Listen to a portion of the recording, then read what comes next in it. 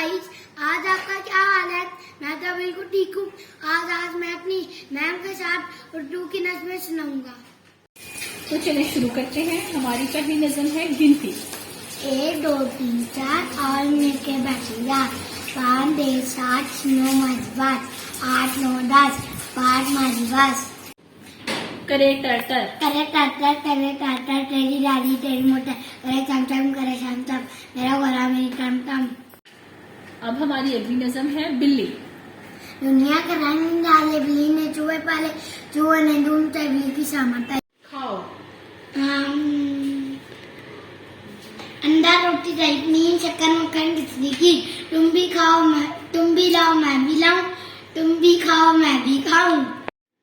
तो आप लोगों को मेरी वीडियो अच्छी लगी होगी, दोनों को लाइक कीजिए, शेयर कीजिए, सब्सक्राइब कीजिए और बेल आइकन कीजिए।